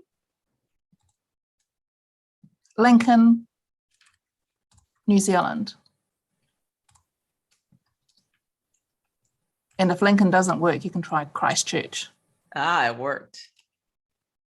Great. Okay, Gabby, do you have any questions specifically, or what do you want feedback on? Wow, things have got quite interesting. I had an eclipse hit my progressed moon and natal moon, I think at the same time. I think that was last year. And then I think it also hit my north node. Uranus hit my north node, and I definitely felt that one. Oh, wow. Yeah. Let me look where. Oh, yeah. You're having a progressed lunar return. Yep. Yeah, that's something that happens very rarely. It takes 30 years for the progressed moon to go through the chart. And when the transit hit the same time. That was interesting. Yep. Oh, wow. Yeah. Yeah. So lunar return, there's a nodal return, and I've got Saturn return coming. Yeah. So that's a lot going on. Not kidding. Yeah. Did you have a question or just my thoughts about the transit? Give me a thought. Well, I do like how Jupiter's in Pisces. How can we lean into that? It's in the 11th house. The 11th house of hopes and dreams, and you have this Jupiter Pisces stellium. So Yeah. Are you doing anything? So aren't you wanting to expand your astrology business? Yes, I am. And since I've been laid off work, I can't work at the moment because of mandates. So yeah, I want to grow my astrology business. My husband would really like it if I was doing better. Because my progressed moon's been going through the 8th house, I haven't really wanted to see people. Ah, interesting. Okay. Yeah. But I have been myself out there. And when I went through the DSA school, that was good. That helped heaps. And I got a few clients from that when I needed to upgrade and upskill. So yes, I want to grow my business. Yeah, I think now is a great time to do it. Yeah. And how can you put yourself out there, even if there is some discomfort with having that progressed moon in the 8th? You've got the Sag moon, yeah, Sun in Pisces, Aries rising. You have such a charismatic self. I want you to do you do stuff on Instagram or anything? No, I'm starting to. I'm trying to put myself out there. So I'm watching what everybody's doing and I'm trying to do my take on it. It's just upskilling myself on how to use the software. Yeah, I want you to just get started and get doing. And there's going to be, that new moon next month in Pisces. Really make some plans and move things forward. It's going to be at 12 Pisces. I think it's going to be March 1st around. And it's going to be right on your sun in the 11th. The internet is an 11th house topic. Groups, maybe even, if the mandates, you may not be able to do anything in person in New Zealand, but how can you get going? Just show up online. I want you to show up on camera. Think about something to talk about at least once a week. Have a regularly scheduled program where you're talking about something, posting at least 3 times a week about astrology stuff. Like, how can you do it uniquely about yourself? You've got that Aries rising. I want you to really feel like, how can you get yourself going and motivated? With all that fire, if you've been feeling shut in the house and stuff like that, it may be really depressing your energy. So what do you need to do to get your chi moving so that it can, you can get going and start expanding yourself? And there's something called Snip Feed that I use instead of Linktree. It's really great. You can monetize, right? You can use it like almost like a web page. Do you have a web page already? No, I don't. So just get going with Snip Feed. I'll put it in cool. That'd be great. The email. It's just an easy way to get going. You don't even need a website. You can start making money and start building your following. Yeah. So pick a name and get going. Just start doing it and really set some intentions at the new moon in Pisces and keep to them. Yeah. Okay. Yeah. Yep. I will. Cool. Thank you. You're welcome. And you've got Uranus in the 11th, making money in a new way, and the North Node. It's like, this is the time. Venus and Mars are going to meet exactly on your midheaven on, I think, the 16th of this month. So it may be the 17th for you. Okay. That should activate you. How can you take action in order to bring some money to yourself and do something that you love, astrology, and keep going? They're going to make, they're going to meet again on March 6th, I think, at 0 degrees Aquarius, right in your 10th house. So this is your time to take action. Okay. Good to know. Yeah. Great. That's great.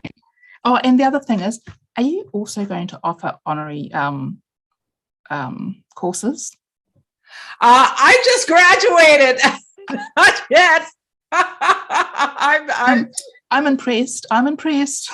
Oh, thank you. Thank you. Yeah, I hope the neighbor at least finds out what happened to their cat. I'll let you know. I'll keep you updated. Yeah, please do. Please do. Yeah, I can highly recommend the School of Traditional Astrology for horary. It is so much. It's So what's it called? School of Traditional Astrology. Okay, got it. An amazing 20-week program about horary. Wow, 20 weeks. Wow. That could be a great, if you have, wait, let me just look at your chart. Do you have like Virgo energy? Pluto and Uranus, 6th house. Well, if you're really good at details and information, you may like horary. Yeah.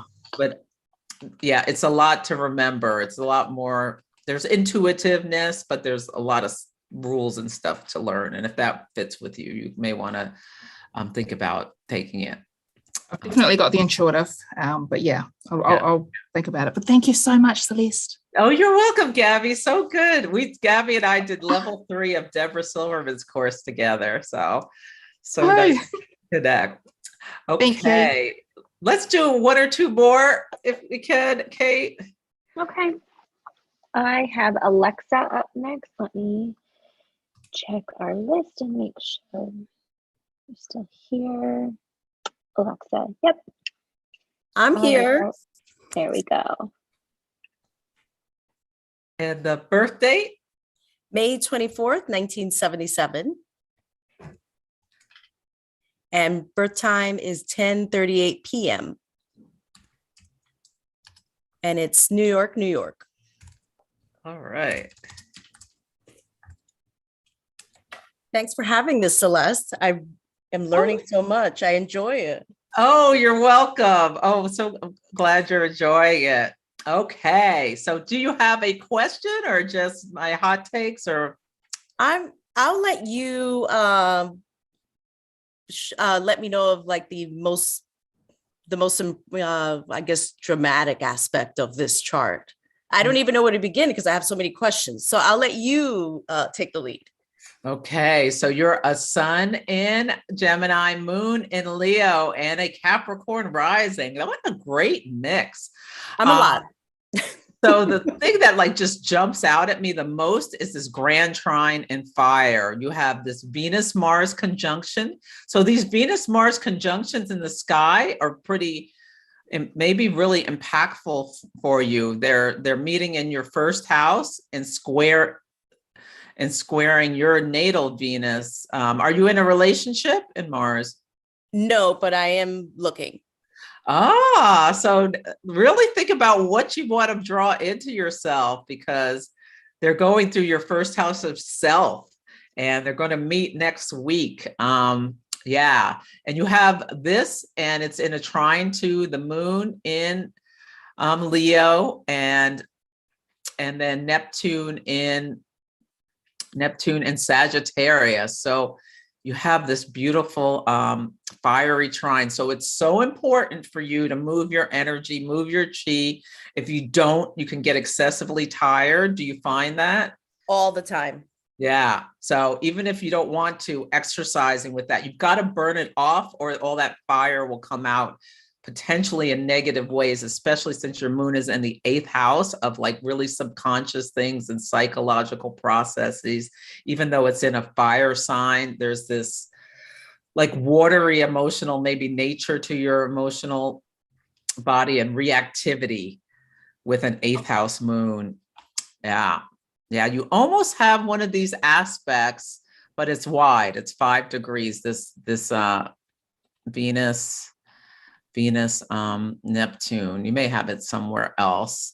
That's what really jumps out at me. This sun and Jupiter in the 5th.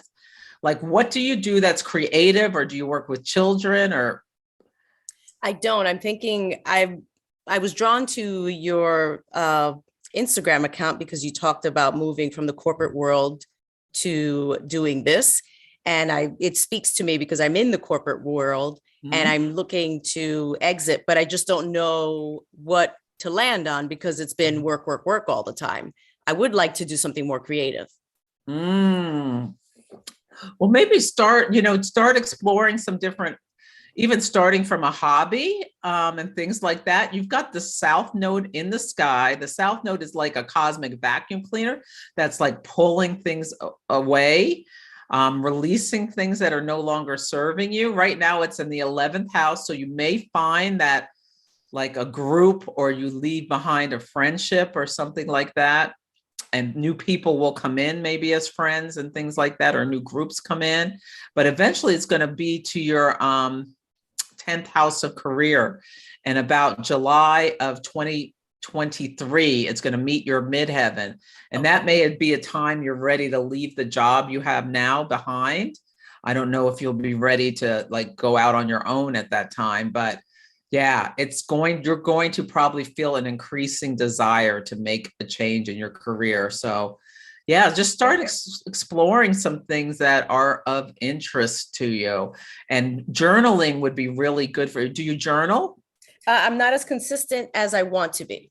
Yeah, I recommend using like a tarot deck or an oracle card deck where you pull a card every day. What do I need to know today? And then start journaling about it. Even if it's just 5 minutes or 10 minutes, what I do is I use my iPad and my notes, and I'll take a picture of the card and write a little bit about it.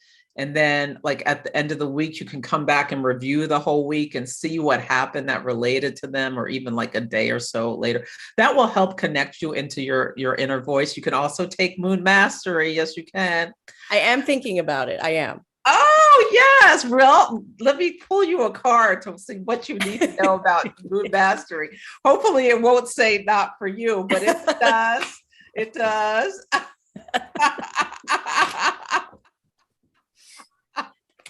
Let me see. Oh, now I'm throwing them all over the place. Okay, let's see what card. What card comes up?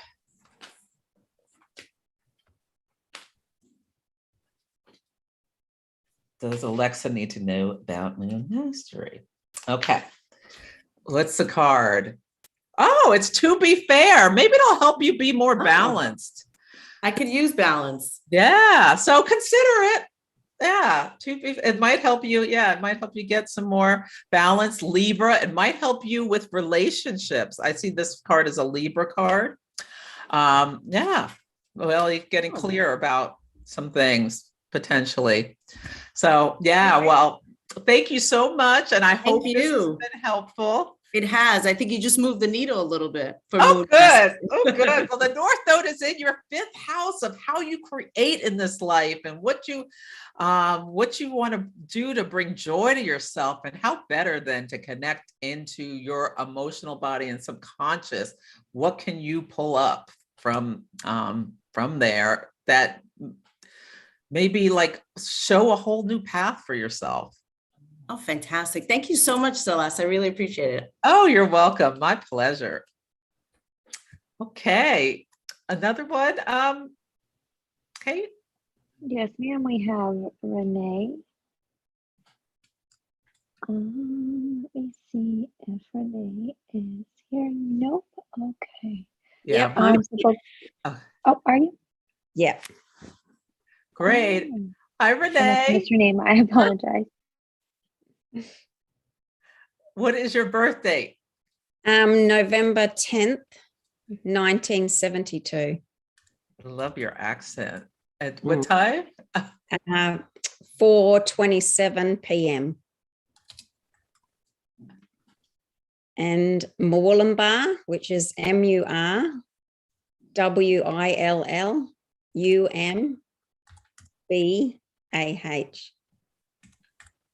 New South Wales, Australia. Oh, Australia. Okay. Oh, yes, sorry. No worries.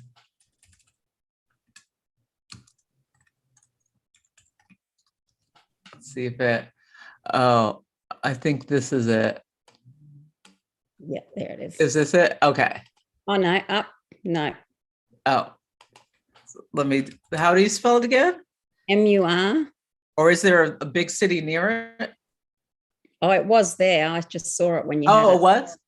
Okay. MUR. WILL. Uh-huh. UMBAH. BAH. Sorry about that. That's all right. Oh, okay. I guess I just misspelled it. Okay. Let's see. Here you are. Ooh, okay. Scorpio sun, Aries, Capricorn moon, Aries rising. Yeah. So you're getting ready to have your Chiron return.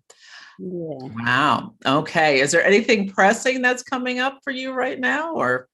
I feel like I'm having a bit of a midlife crisis.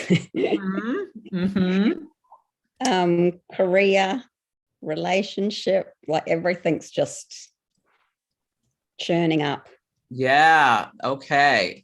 So you've got a lot going on. What's going on in the sky right now? So are you in a relationship now? Yeah. Okay. Yeah. 20 something years. Ah, well, you've got Uranus in the sky, is in your first house. This is like it's been going on for a long time. It's a big deal, but probably feeling like this need to break free from something. And it's going to go into your second house shortly here of how you make money and your values and things like that.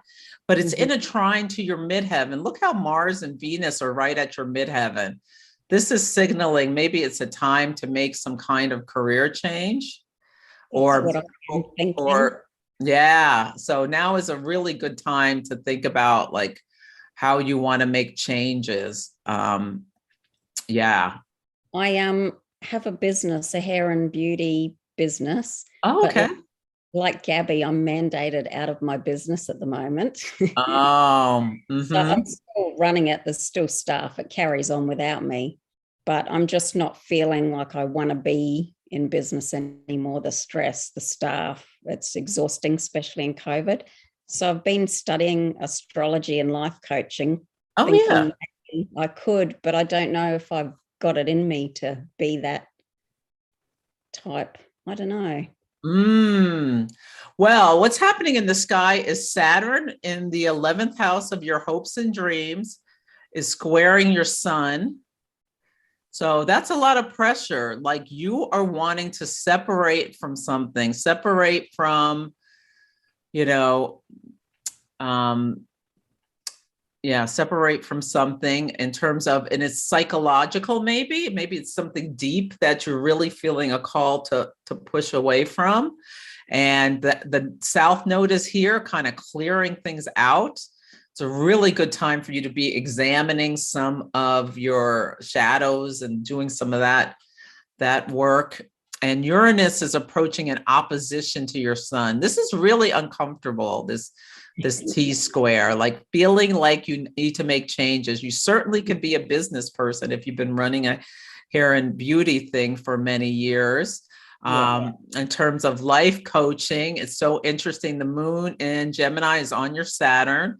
I would think you would have good language skills, Saturn in your third house, being able to articulate things concretely and with some kind of structure.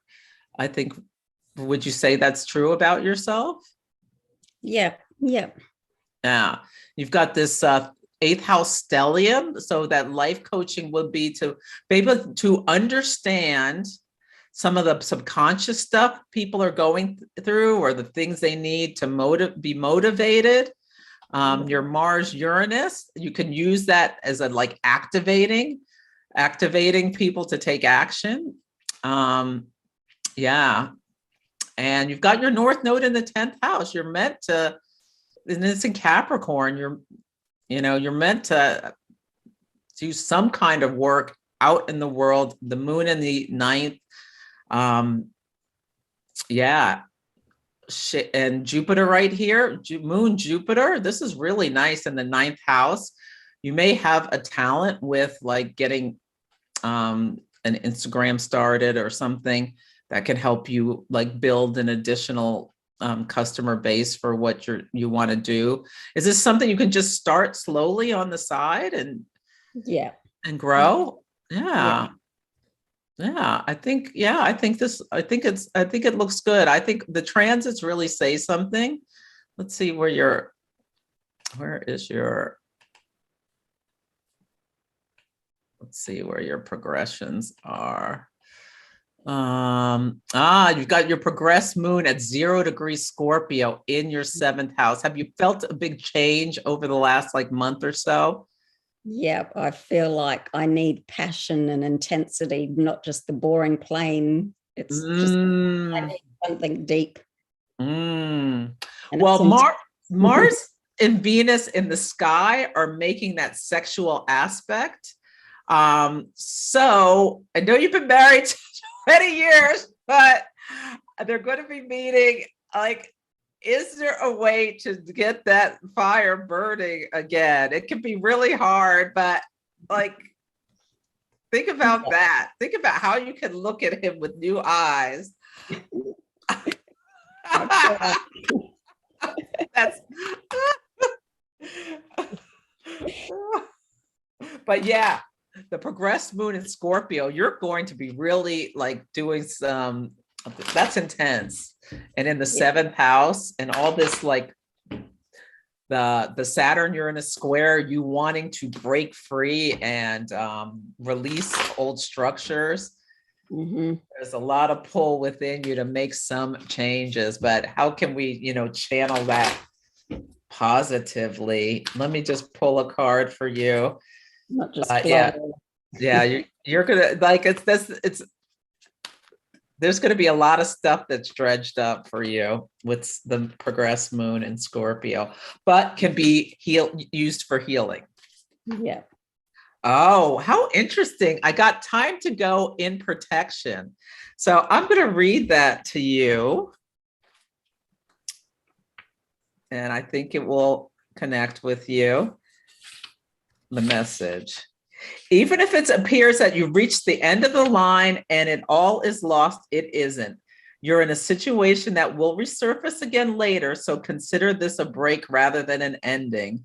Destiny is in charge here. You lose nothing and gain everything when you surrender to that. Your soul knows that your destiny is unfolding with perfect timing and synchronicity. Your small self has doubts, but that is natural, as it doesn't have the map of your destiny. The soul does. Spirit loves you. So to me, if there's something it feels like you want to leave, the work is not done. So that's just my thought with that card. But yeah, you can take from it what you want, or like make decisions with real intention and, trying to think through really, because you've had the South Node on your progressed Mars. There's this real pull for change, and how can you make positive changes that, yeah. It's just a clearing. What can you let go of? Maybe let go of the hair business. That could be something, and bring in something new, because you are ready for something. You are ready to make a change in how you make money. Yeah. And one small step forward after the other. Yeah. So I hope that helps. Yeah, it does. But the transits speak to exactly what you said you're going through, like this feeling like this crisis point where you've got to make some changes. Yeah, definitely. Okay. Thank you so much. You're welcome. It's my pleasure. I can do another one, and then we probably should wrap up. Is there? Alrighty. Yes, I don't have anyone on my list. So, Patty. Oh wait. Oh, sorry. I've been waiting. I was on the list. So. What's your name? Oh, hi. My name is Sheena Aparo. My date of birth is June 12th, 1982.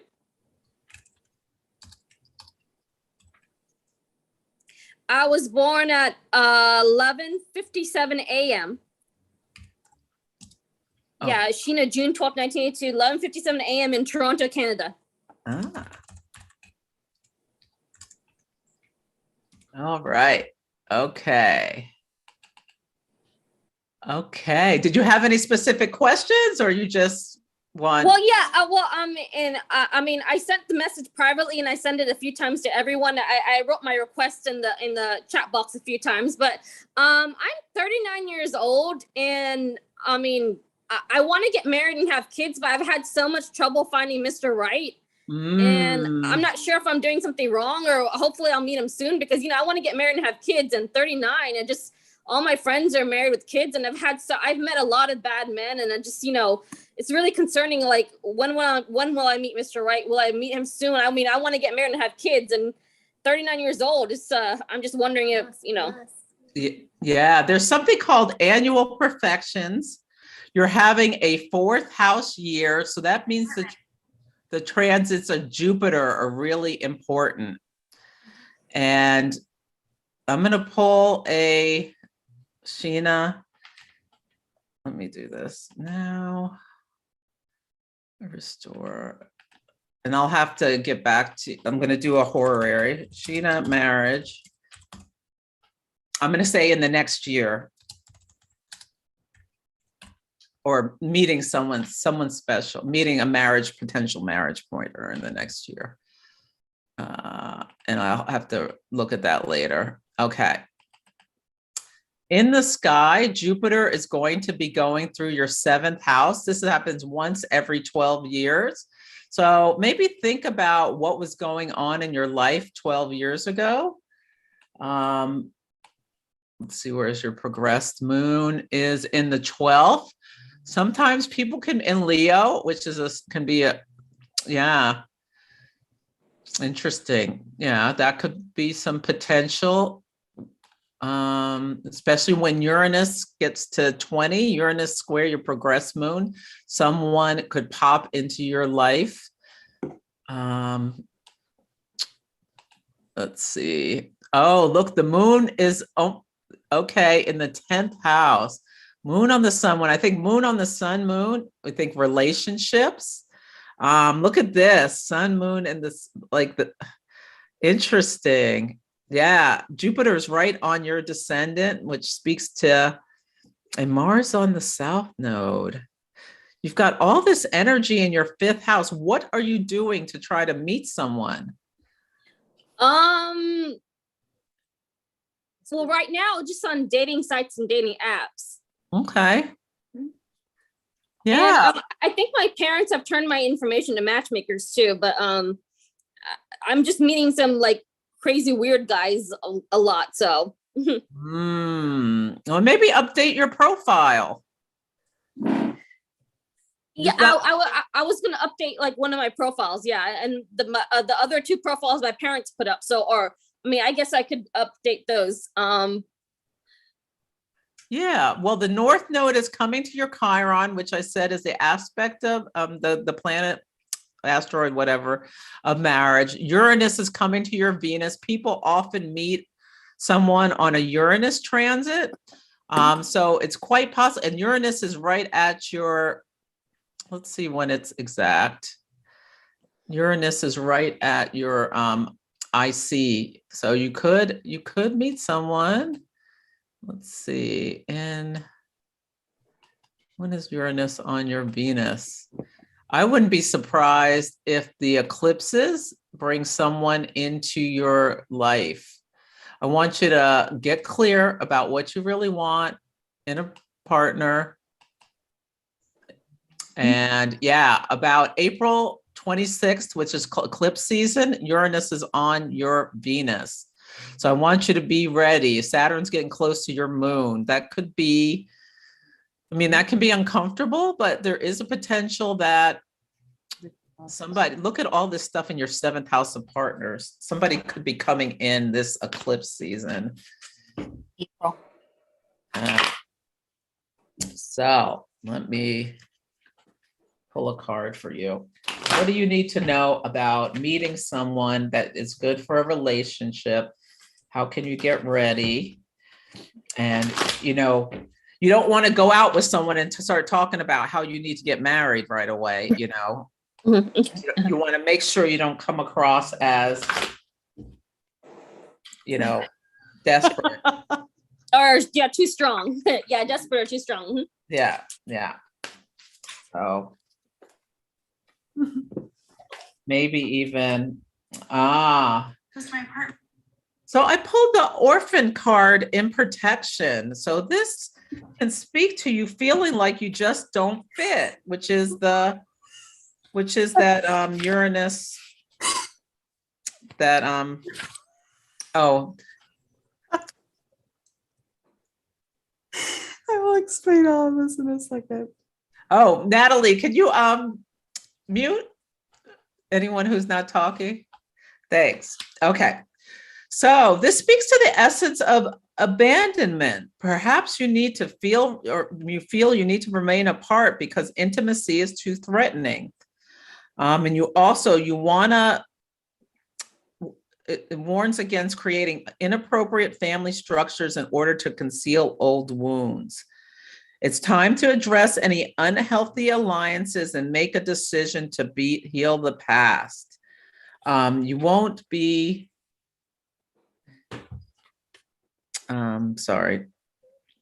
make decision to heal the past. You will not be abandoned by the world if you claim yourself as whole. Not all relationships are dysfunctional and not all of them will disappoint you.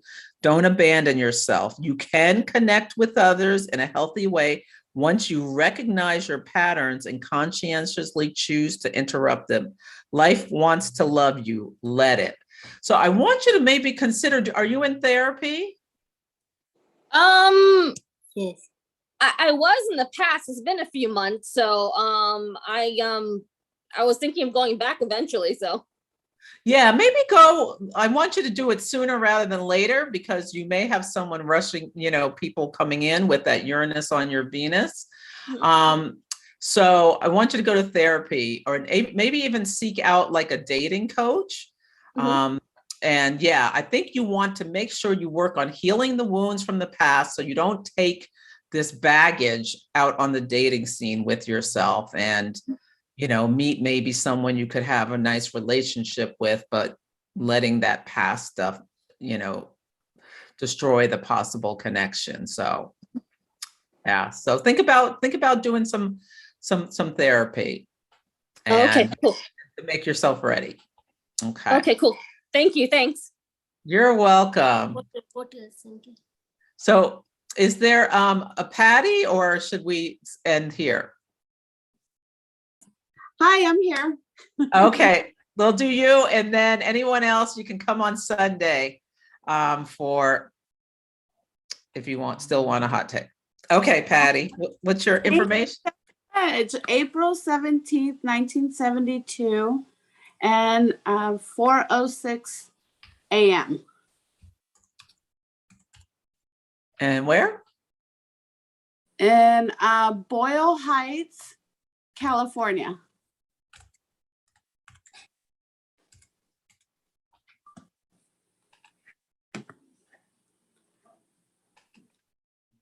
Okay. Now, did you have any particular questions or just a hot take? A hot take. There's a lot of energy in the air right now. It feels like I'm turning 50 this year and I'm trying to get things going. And right now I feel like all over the place. What are you trying to get going? Work or? Work, personal life in order. My youngest moved out 3 months ago. He moved to Nebraska, so that was a big change for us. We've always been a unit. Trying to get my oldest, I have an adult son with autism on the spectrum, settled with the changes. But also I'm a life coach. But I was trying to get my tarot involved as well. So I'm like, I think there's too many things going on and I need to concentrate. So what is it that I need to focus on? Yeah, so you feel like you need to simplify or pare things down. You really this is a time for some kind of ending for you of something. Let me see. Your progressed moon is in your first house. So really think about how you can rebrand yourself, Just I'm right there. I just switched names on Instagram. I used to have my Instagram just to look for people like yourself and the tarot lady, and and just see what I was doing with myself. And I put some of my spiritual stuff up there, my indigenous roots. And so, but now I don't know how to ground it all together and really use it to do something at more of a platform now. How do I, the transition? Okay, when I send out that snip feed link, I'm going to give you the person's name who helps Shira over there. You may want to reach out to her. She's really good at helping you know how to monetize through that platform with just, do you have a website already since you're a life coach? I just took it down to switch the name and start rebranding and doing I just took it down, everything, stripped everything. Oh, good. Well, you're doing what the work is for now, because the sun is shining on your 12th house. So Jupiter there's some kind of expansion coming in that has to do with endings. So think about it sounds like you're doing it. You're releasing things so that you can bring in new stuff. And look at the moon. You're having a lunar return, which is in the 3rd house. Like, how are you communicating out in the world?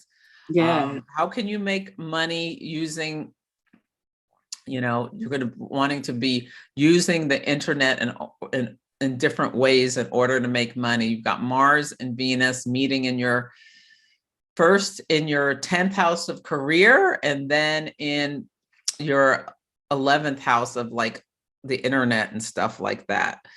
The North node is bringing new starts and how you make money. Uranus in your 2nd house, how you make money. So yeah, I think this is a time for you to start slowly growing whatever these additional things you want to do to add to your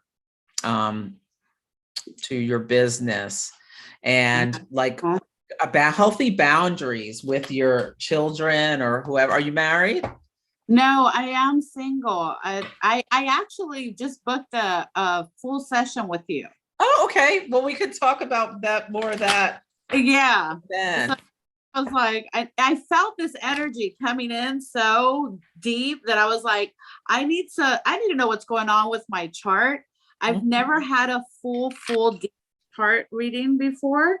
Astrology has just caught me off guard, just fascinated me in the last couple of months. Yeah.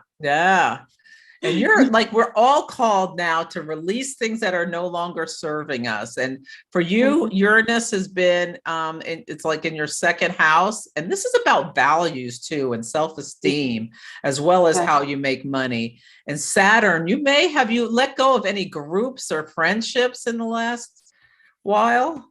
Yes, I have. I had to clean house. We weren't aligning anymore. There was growth, and they didn't like my growth. Yeah, Saturn, you needed to make changes around your values, who you are, in order to, you had to release maybe some associations, restrictions that no longer were serving you. So I think this is a time, think about how you can pare down things, how you can set boundaries, say no, you don't have to do everything. You don't have to be everyone to everybody, and pull a card. Here and now, how you can stay present. And it's in protection upside down. So how can you stay present, take one foot in front of the other, doing things rather than overwhelm yourself, and try not to focus too much on the past or the future. Yeah. Perfect. That so resonates. It's right there. Okay. Yeah. Good. Yeah. I'm looking forward to our deep dive in. Me too. Well, thank you everyone for coming. Kate, thank you for staying so long, and everybody for staying so long. I hope to see some of you in Moon Mastery. Have a beautiful rest of the evening. And there's one more on Sunday, so make sure you're signed up if you'd like to come, about the Leo full moon. Have a good one.